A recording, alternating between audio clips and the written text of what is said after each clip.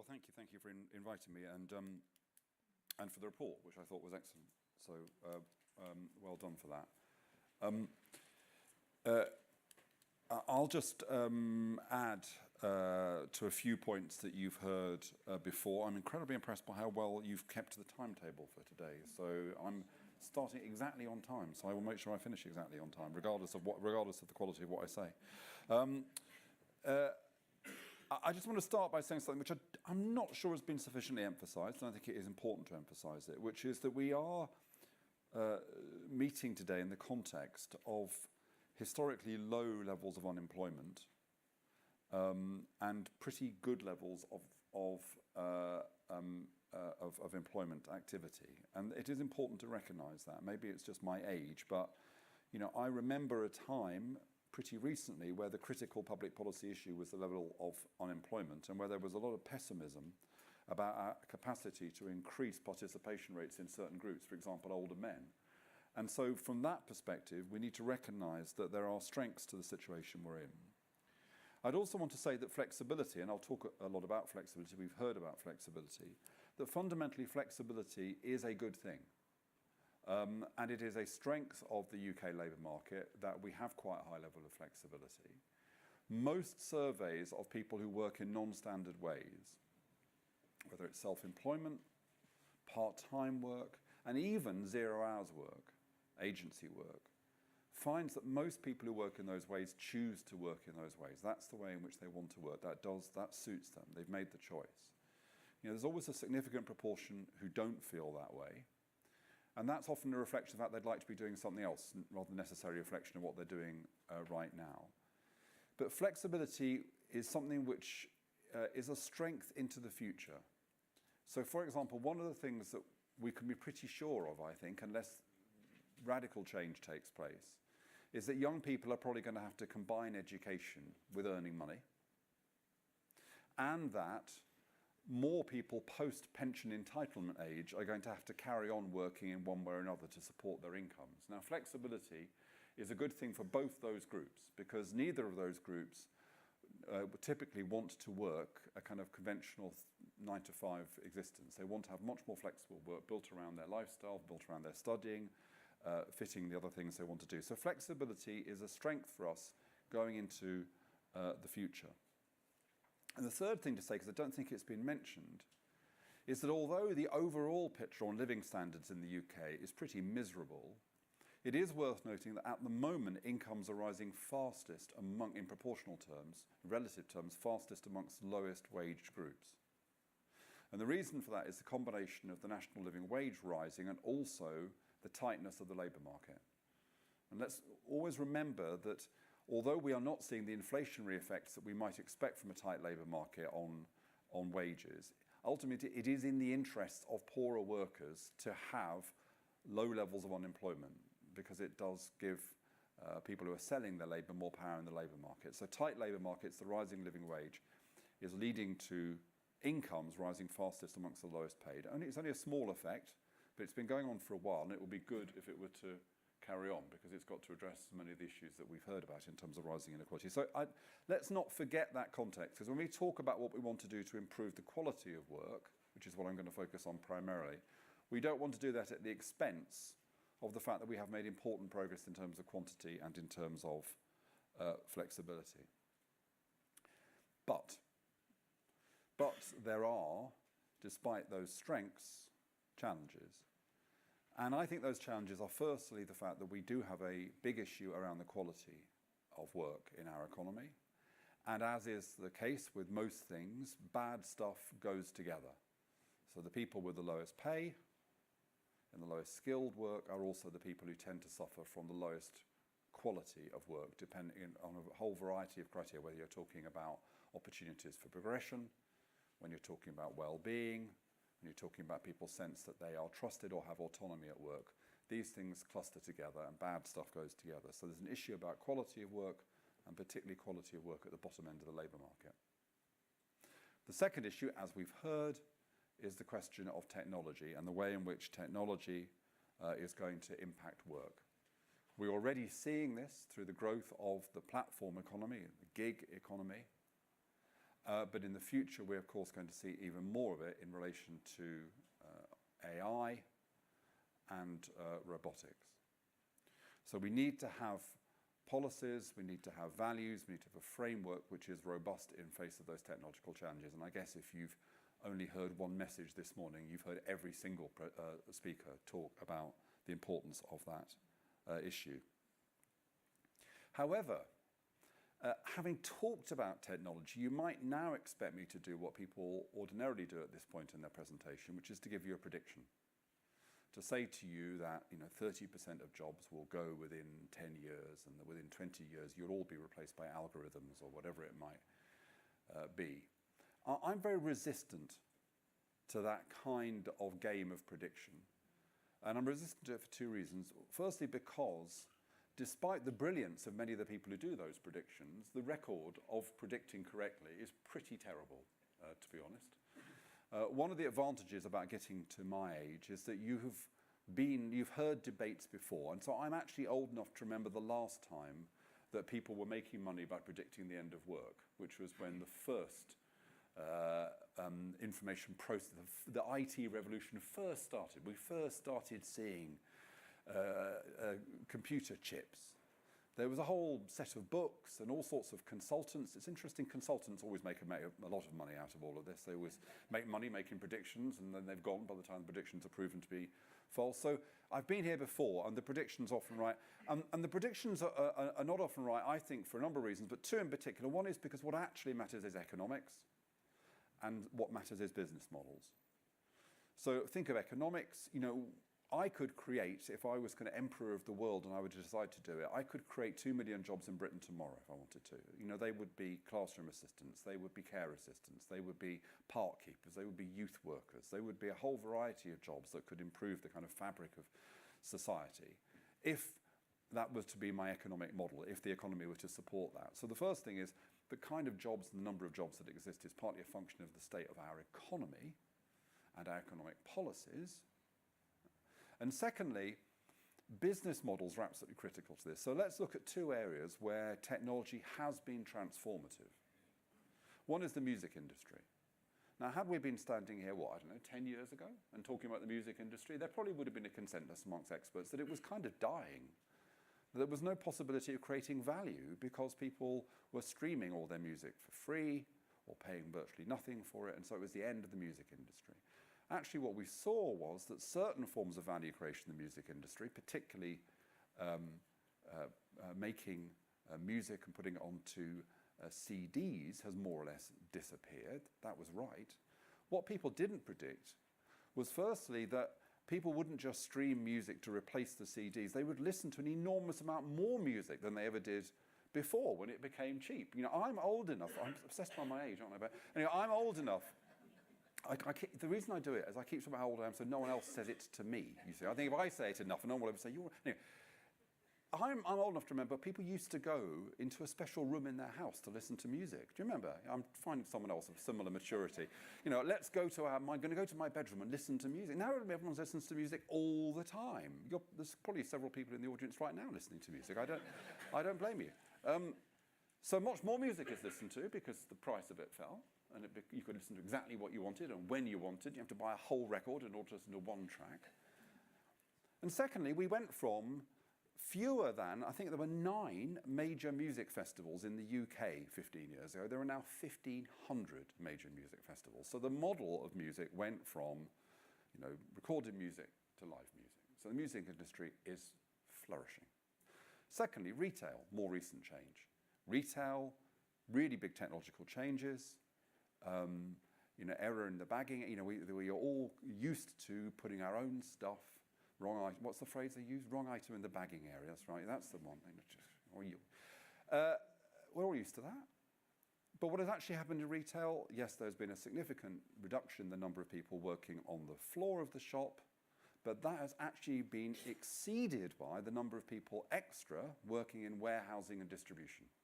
And why has that happened? It's partly happened because all of us now expect to get the things that we want within 24 hours delivered to our homes. So actually there are more jobs in retail now than there were before the technological change because Technology has enabled our expectations and demands to grow.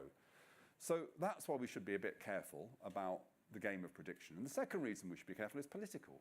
Because when people predict these numbers, I think they are in danger of suggesting to us a kind of technological determinism, a kind of view that says what will determine the future is what clever people in California decide the future will be, or what algorithms decide the future will be. And actually, it is vitally important that we don't fall for that discourse.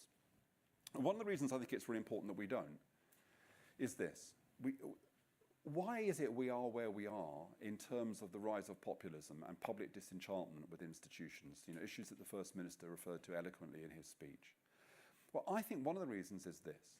If you go back 15 or 20 years ago, what were people saying about globalization, and particularly financial globalization? They were saying the following things. They were saying it is an unstoppable force. Get out of the way, number one. Number two, they were saying it is something that will take away things that you might care about. It'll make it harder for nations to determine their own future. It'll make it harder for you to have your own kind of tax systems. It'll make it harder for you to defend your jobs. But don't mind about that stuff because the upsides will be better. Yeah? And thirdly, it said to us, don't, as well as there being winners and losers, and the losers need to keep quiet because there'll be more winners. As I say, that it will take things away from you that you care about and that you value. And then finally what it said to you was, you don't need to understand all this globalization stuff because there's some really clever people who do, and they're in charge of it, and it's all going to be fine. And then, of course, we had the 2008 crash. And what you see, in my view, in Trump and in Brexit and various other things, is people saying that globalization discourse, that discourse that's an unstoppable force, there'll be losers and they've just got to put up with it, it'll take away things that you care about and rely on the clever people. People are deeply disillusioned with that narrative. So that's why we should be very careful when we hear people using exactly the same language to talk about technology. You'll hear the tunes. Technology, it's an unstoppable force. Technology, there will be losers, but they need to just kind of put up with it because there'll be more winners. It will take away things you care about, your privacy, being able to protect your children, being able to tax corporations, tough. And don't worry about it, that you don't really understand it, because there's these nice guys in California in jeans and they really love their children, and so everything is going to be fine, okay?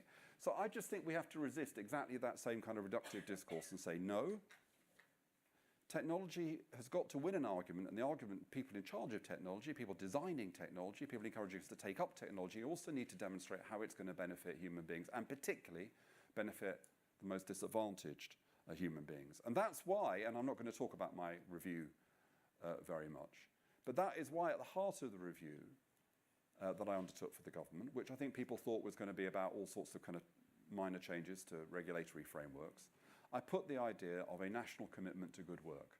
I said that we should commit to the idea that all work in the UK economy is fair, is decent, and provides people with scope for development and the possibility of fulfillment.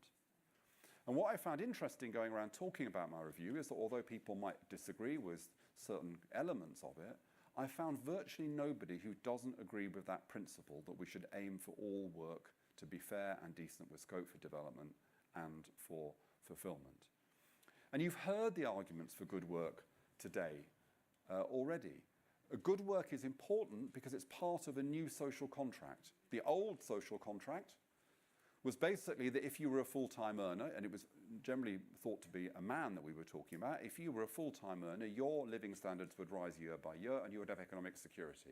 That social contract is bust, and it's not coming back, not for the foreseeable future. So if we are going to say to people, as we're going to have to say to people for some time, that you will work and you will work hard, but you will find your living standards are not particularly improving and you're not economically secure, and you don't, for example, have a generous pension as a consequence of your work, at the very least, the social contract should say to people, but in your job you will have dignity and the realistic possibility of progression.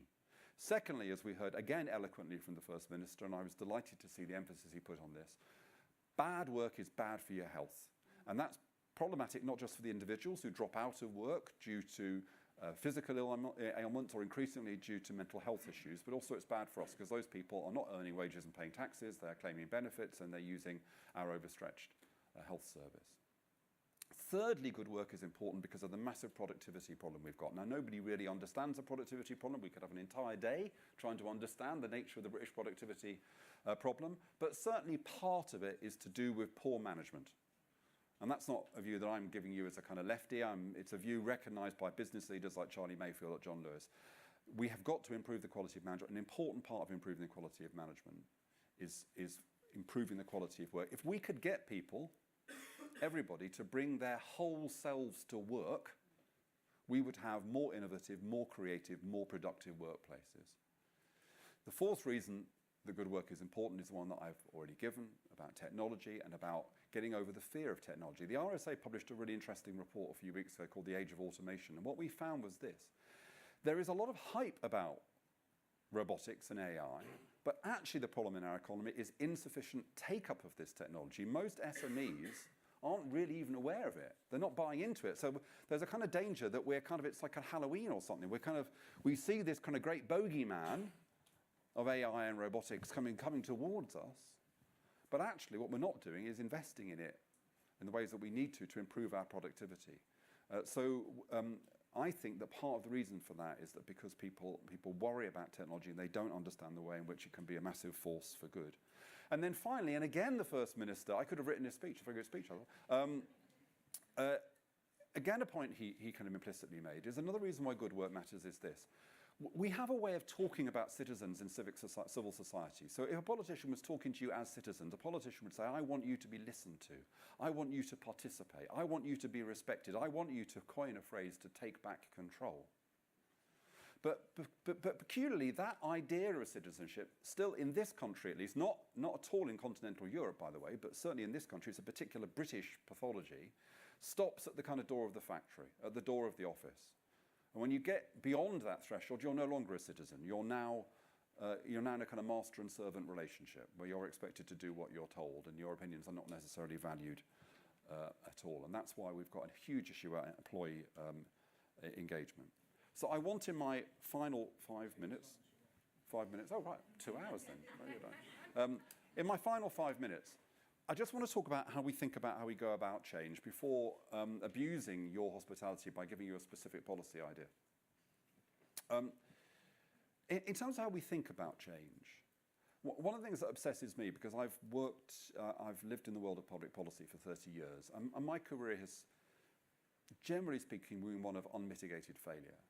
So I think hard about why it is that public policy fails, because when public policy is seeking to achieve sustainable social change, it generally fails. Sometimes it fails kind of catastrophically, like the poll tax or the child support agency or universal credit, bit of controversy there. More often it fails just because the policy only works while your foot's on the accelerator. While you're investing in something, while you're focusing on something, you get an effect. The second you take your foot off the accelerator, things revert to how they were. So if the goal of policy is sustained social change, overwhelmingly it fails. Now, the RSA has got an account of why it fails, and we think it fails because on the one hand, policy interventions are too scattergun, and on the other hand, they're too path dependent. So we try and focus on one single variable, and we go at change in ways which is far too kind of clunky and doesn't respond to the fact that the world is a very fast changing place. So we have this terrible bit of jargon we use at the RSA. We say the way to think about change is to think like a system and act like an entrepreneur. So think systemically, understand problems systemically, but try to affect them in ways that are agile and adaptive and experimental and emergent. So I'm not, as I say, supposed to talk about my review too much, but I try to apply that approach to the review. So if you read the review, and I did my very best to make it readable, you'll see that it doesn't just talk about employment regulation. It talks about tax. It talks about education. It talks about industrial strategy. It talks to an extent about welfare. We have to look at a whole set of factors that condition the quality of work which exists in the economy. And if we want a step change to a better work economy, we are going to have to think about the system as a whole that governs change, rather than any one particular lever that we might pull. But then secondly, we need an approach to change which is multifaceted. We need to look at lots of different interventions, because you never know which is the thing that starts to turn the dial. So yes, there may be some traditional policy. But there will also be innovation, new business models, new ways of doing things that will make a difference. I'm very taken, and this is a point made in the excellent report, about the importance of metrics. If we understood more what was going on with work and the quality of work, that itself could be a driver for changing attitudes, changing behaviours. And we need to influence public attitudes, which is why I put a kind of statement of values at the heart of my report. So we need an approach which learns in real time as we try and think about change. So even when you take a really big idea like universal basic income, which is an idea the RSA pilots, the champions, and we're at the heart of kind of global network of thinking about universal basic income, that policy is not one that can be implemented tomorrow. It's one that we need to think about. It's being piloted in Finland, they're going to pilot it in Scotland, it's being piloted in Canada, in all sorts of different ways. And we need to experiment with it, find out about it, look at the way in which it might work in particular circumstances. So we need to adopt that kind of way of thinking about change, a really imaginative, adaptive, multifaceted way of thinking about how it is to influence the system. And I want to end up with one idea which came into my mind reading the report. It's something that we referred to in the review there. It's one of kind of 55 recommendations. But I think it really chimes with what you wrote, and I would encourage you to think about it, which is this. I think one of the problems we've got about work at the moment is that when we think about people's skills, we have a kind of what might be called a hard CV and a soft CV. So the hard CV is the exams that you got and the degree that you might have got and the concrete work experience that you've got, you know, where you worked, how much you got, what your job title was. But as we've heard, increasingly employers say what they care about is a different set of things. They care about people's resilience, about the communication skills, about the capacity to take initiative, a whole variety of these kind of skills, sometimes called soft skills, sometimes called employability skills, sometimes called life skills. The problem is we don't really have a way of capturing any of that stuff. So one of the things that I argued for in the review, but I think, you know, I would say to you, I think Wales is just the kind of scale where you could take an idea like this forward, is a kind of employability framework. So that is to say, let's identify those kind of soft life employability skills. As I say, things like communication and teamwork and resilience and initiative taking, broad IT skills, things like that. Let's identify them and what makes them up. And then let's think about how you could get apprenticeship providers, as well as providing evidence that someone's built up a particular set of vocational skills, how they have at the same time developed these employability skills. Could you then go to universities, and there's been some interesting work done on this, and say, as well as getting your degree in engineering or philosophy or business studies, how did your degree also enhance these employability skills? And then get together with employers and say, look, when you're thinking about your job design and when you're thinking about performance management and appraisal, can you use the same framework so that people can start to demonstrate how the education and skills they've built up enable them to be able to move and transfer between jobs and choose different kind of career paths? So for example, I would say that probably about 70% of the skills you need to have to be a police community support officer are the skills you would develop as a social care assistant. You know, a capacity to deal with vulnerable people, a capacity to cope with stress, a capacity to deal with different agencies, an understanding of the kind of legal framework. How do we find ways of enabling people to capture those kind of generic skills in order that it is easier for them to cope in a world where work will be changing more quickly, but also to empower them to be able to make different choices? At the moment, as I say, the kind of hard CV is what you read. I'm an employer, I run an organisation, I see all that stuff. It comes through GCSEs, A-levels, degree, salary.